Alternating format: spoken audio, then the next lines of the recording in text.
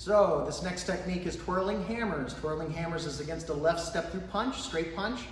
And we're going to utilize a twist stance. And anytime we use twist stances is we step off the line to our 45-degree angles, whether it be a right leg stepping or a left. I always tell students, the twist stance is, especially in the street for practical reasons, I state this, it's one of those moments in time where, yes, in a perfect world scenario, you would step off the line into the zone of sanctuary with your left or your right.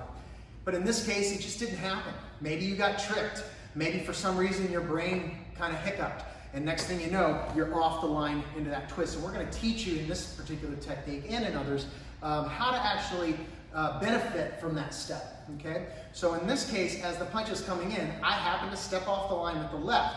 Now, I like to use an inward parry, prefacing the upward and outward style block that we're using up against the back of the left arm of my opponent. So I do like to use a double factor with this.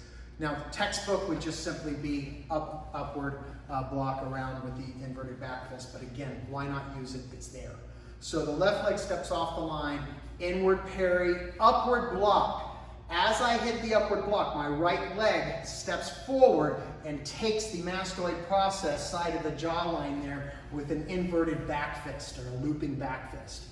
Now I'm going to kind of play pinball with the human body and the reaction. As I hit here, that pops their head this way, which I catch their body's mass with an elbow strike to the ribs. As this right arm continues in motion all the way around, circling with a downward hammer strike to the kidney. When I hit that kidney, we're assuming the reaction is the person kind of flinches up and maybe their hand goes behind them. I take control of their hand, take control of the shoulder, step back almost as like a launching pad.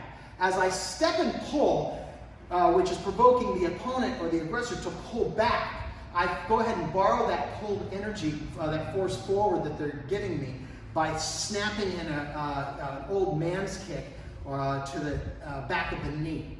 As I hit the back of the knee, I land forward and catch the face with my left basing and striking into that mandible jawline with a vertical punch. And from there, I'm just going to continue manipulating their head around as I unwind, step back, and then shoot my two-finger poke into the eye. Okay? Rather sophisticated ending there. Let's go ahead and give it a try in Sensei Gate. So as he comes in, this is the part that I was talking about where your right leg is going to want to step off the line. But in this case, we're exploring something different. We're exploring the left leg ends up moving. Okay? And it's not a bad move, especially if you know how to utilize it and use it to your advantage. So I was also explaining to you that the textbook is just simply upward block there. With that, I'm basically betting that since he's my friend and he's my dojo mate here, he's basically going to not hit me in the face. So I don't like to play that game. And I don't want you either to play that game as a student. I want you guys to think smart. So we're going to parry that block first, or parry that punch off the line first. Okay, so as I step, we have this shot here. Notice how much I affect that arm. This becomes a striking block.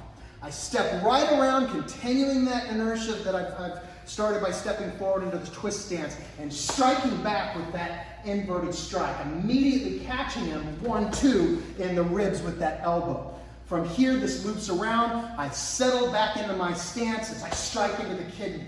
You see that reaction. I grab a hold of him, taking advantage of that reaction, stepping back, launching forward, and kicking that knee out. Once I do that, I base and I strike right into the back of the cerebellum or mastoid process. From that shot there, I continue circling him around as I step back and step back again, shooting the two-finger poke. Okay? And I would cross that on guard. All right, let's go ahead and take a look at this from the other side. As he comes in, twist, hit, strike, strike.